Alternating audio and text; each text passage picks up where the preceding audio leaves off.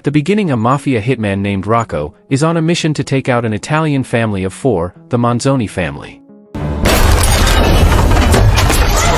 After Rocco eliminates the family, he then takes the father's finger and sends it to the mafia boss named Don, who is imprisoned, but after analyzing the fingertip, they determine that Rocco killed the wrong person, so he is ordered to continue searching for the real Monzoni family.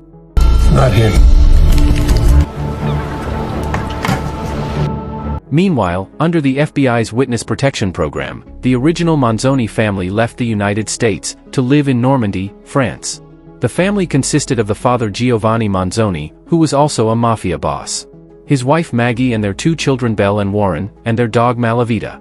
Don, who tried to kill Giovanni for being the leader of a rival mafia years ago, is the reason they keep traveling and changing their names. Giovanni retaliated by reporting him to the police, who then put him in jail, and now the Don's thugs are always looking for him for revenge. In the middle of the night, the family arrived at their new home.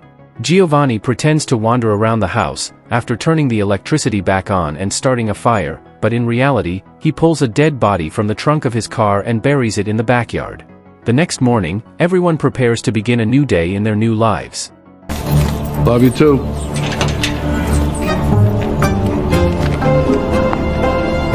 Maggie visits the town to see whether there is anything fascinating to do or see.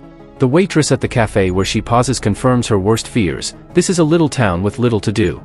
She travels to the grocery shop, where she overhears the clerk and several customers insulting Americans, believing Maggie won't understand them, because they're speaking French. She becomes enraged, and snatches some alcohol and a gas tank from the shelf, throwing them in the storage, before lighting a match and throwing it in as well. She hastily pays for her groceries and exits the market, before her trap explodes. Keep the change.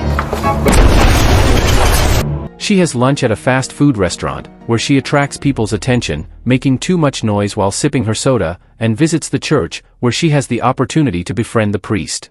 Warren rapidly gets in trouble with several bullies at his new school, who beat him up in the bathroom, when he talks to them in a smarty-pants arrogant manner. When lunchtime arrives, he meets with his sister, and tells her everything he's learned about who is who in school, since he's planning to start a tiny mafia gang here. Who's in love with the girl with the pink ribbon in her hair? Girl's over by the window. After school, Belle starts walking back home, while a car with 4 teenage boys follows her around, inviting her to hang out with them. Belle initially declines, but after getting lost in town, she decides she might as well accept the ride. Instead of taking her to her residence, the boys take her to an area by the lake, where teens normally congregate. Belle requests they take her home, but the leader invites her to stay and relax, before lowering the strap of her dress and speaking innuendo. Not willing to let them get away with it, Belle returns to the car, grabs a tennis racket, and beats up the lad, before instructing the others to be more respectful of women. Then she borrows the boy's car, and drives it back home. Meanwhile, Giovanni walks to the property fence to have a cigarette, which is against the rules. He instantly detects FBI officers hiding nearby, keeping an eye on him, and returns inside to check the glass garden shed.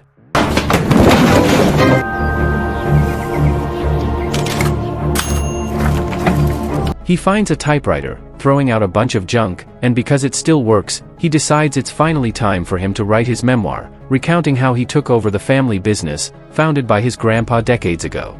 When he stops for a break, he meets his neighbor in their shared backyard, and tells him he's a writer when asked what he does for a living.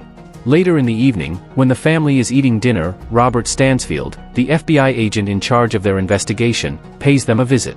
After approving Giovanni's writer story, he asks about a shop owner who went missing recently, and Giovanni says he doesn't know anything about it, when in fact, he killed him, because he sold him seafood that he claimed was fresh but was actually frozen, the body he had in the trunk.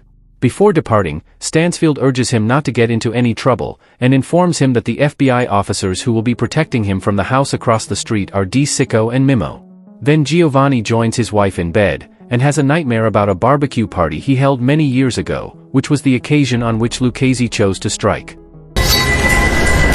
The whole truth to be told just once, to say, well, in this chapter, I'll do the opposite in number 10. Number 9. Number 8. Number 2. Hey, Giovanni. The next day, when Giovanni becomes overly preoccupied with his writing, Maggie demands to know what he's writing about, and panics when she learns it's a memoir, which may land them in serious danger. She picks up a tray of food she's prepared, especially for Di Sicco and Mimo, and heads out the door to deliver it to them, asking Giovanni to check the tap water, since it's brown and the plumber she's called isn't coming. Warren is making contacts with the proper people at school, utilizing information and stolen products to entice them to work for him. In contrast, Belle has to beat up a girl in the washroom for stealing her pencil case. She also notices a really attractive man in the cafeteria, and Warren introduces him as Henri, a college student serving as a substitute teacher for math class. All the girls at school want him, so Belle will face stiff competition if she pursues him, but she has a plan. She approaches Henri after class, and requests private math lessons, which he agrees to. Meanwhile, Warren meets his bullies outside of school, and begins to beat them all up using the contacts he's made.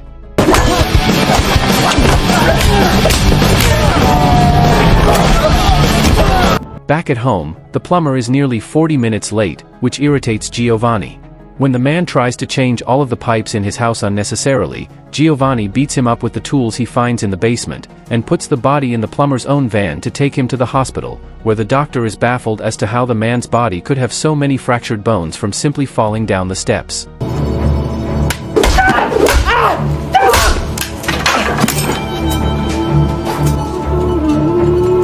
What? I don't understand it.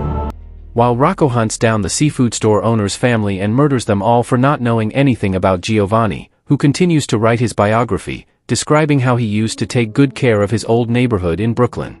Maggie chastises him in the evening for what he did to the plumber, and he responds by reminding her of the explosion she caused at the convenience store. When the weekend arrives, the family hosts a barbecue party, and invites all the neighbors, an idea they don't like, but Stansfield insisted so they could better blend into the community. Maggie inquires about the Henri person she's invited, and warns Belle to be cautious, but Belle assures her that she won't be having time pass in classroom. She'll choose the appropriate time and place with the love of her life. Warren then arrives with several bottles of Coke, and instructs his mother to stop making French dishes and instead prepare American cuisine, because that is what the neighbors demand. The only one missing is Giovanni, who Belle discovers in the garden shed. Writing his life down has been like looking in the mirror for hours, and he's realized he regrets not being a better father to his children, and putting them in these difficult situations. Belle, on the other hand, disagrees, claiming he is the best father in the world. Giovanni arrives at the party in a better mood, only to become upset when the neighbors begin teaching him how to start a grill fire. He fantasizes about all the ways he can torture them for being impolite, but happily, he is interrupted by the just-arrived Stansfield. The two men talk privately, and Stansfield tells him that people in the White House are concerned about the book he's writing, because it may get many people in trouble, but Giovanni assures him he's writing it for himself, and has no plans to publish it. He also tells that Giovanni snitching on Lucchese has been the FBI's best advertisement ever, and currently, more and more members of Giovanni's old mafia organization are turning over information, in exchange for protection, to live a safer life. Belle is sad that Henri did not come up. The next day, Giovanni meets with the mayor to resolve the brown water issue. The man has no solution, and Giovanni imagines beating him up for it, before leaving the office without causing any trouble. He goes to the water company, where he confirms that the water has already arrived unclean in their reserves, and one of the workers there provides him with a hint as to what's causing it, a nearby fertilizer industry. He goes to that factory, and when the manager is unhelpful and disrespectful, Giovanni ties him to the back of his car, and pulls him down the road until he confesses. The man shows him how to find the turbine he needs to deactivate, in order to access clean water, and now that he has the information he requires, Giovanni abandons him in the middle of the road with his bike, promising to cut his balls if he ever tells anybody what happened.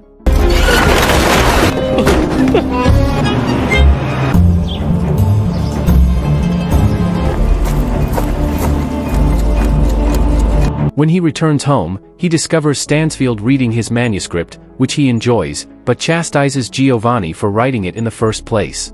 Meanwhile, Maggie continues to frequent the church, and the priest persuades her to make a confession with him, promising her that all she says is private. The things she says, however, are so distressing, that they plague the priest for a week, and he prevents her from ever entering his church again. Warren has forgotten to write something for the school paper as promised, so with only 5 minutes to send in something, he ends up repeating Lucchese's quote from when he first met him as a youngster. The newspaper is passed from hand to hand all throughout town, read on the plane and wrapped around things, which is how it gets to Lucchese's cell. God enough for you, it's good enough for me. For me. The sound of day inside and out.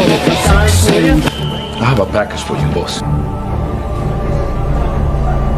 Where is he exactly?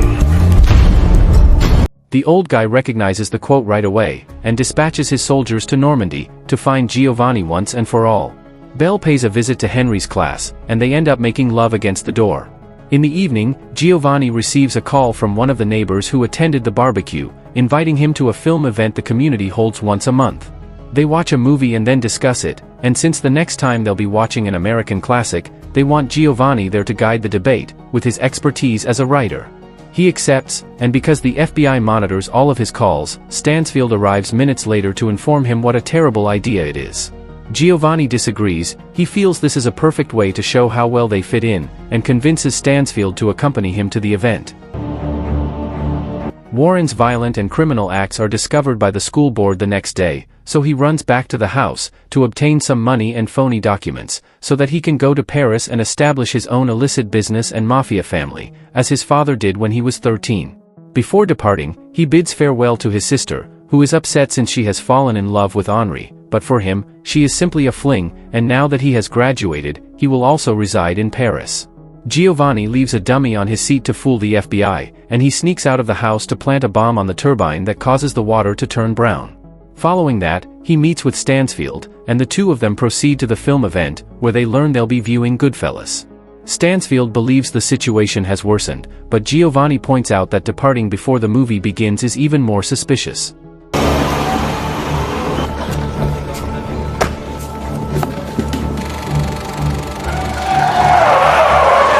After the film, Giovanni is invited to tell the audience how true-to-life New York is, and Giovanni can't stop himself and begins narrating anecdotes about his life there as a mob boss, which the crowd believes are imaginary. Stansfield is still not pleased, and believing Giovanni is out of control, he calls DeSicco and Mimo, to order them to gather the family and begin Plan B. Meanwhile, Warren is waiting for the train to Paris, while Belle is on the roof of a house, contacting Henri and threatening to kill herself if he does not take her back. At this point, both siblings notice a bunch of mafia hitmen arriving in town, and decide to return to the house to warn their parents, especially after Warren tries to call them and receives no response. Hello? Hello?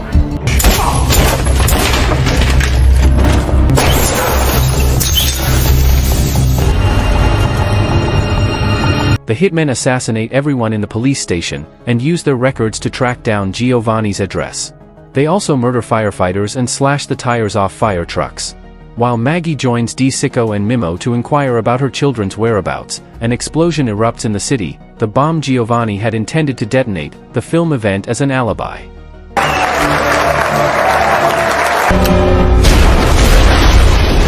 Stansfield drives him back to his house, warning him not to come out until he talks to the cops.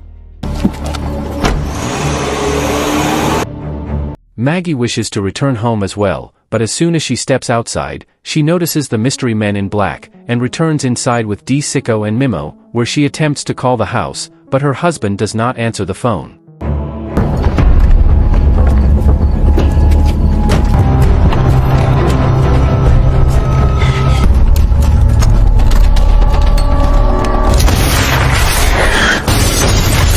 The hitmen arrive at the house, and cause it to explode, killing any neighbors who come out to check what's up. Giovanni fortunately survives, hiding in the backyard after hearing Malavita bark as an alert. Maggie wants to see him, but as DeSicco and Mimo approach the door, they are assassinated by a hitman, who threatens to take advantage of Maggie and kill her.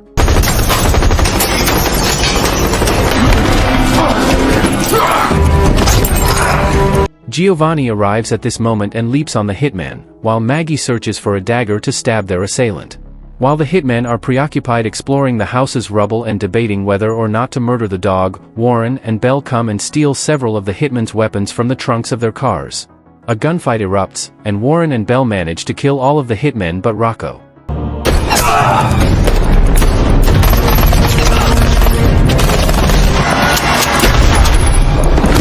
With Warren knocked out by recoil, Belle begins racing away, believing Rocco's lack of bullets will work in her favor.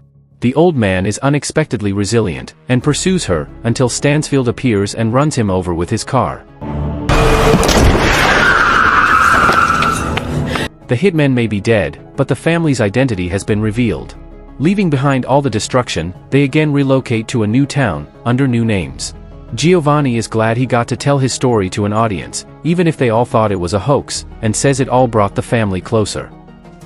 If you enjoyed this video, don't be shy, hit the like button, and if you disliked it, hit the dislike button twice just to be sure. You should watch the full movie. Thank you very much for watching.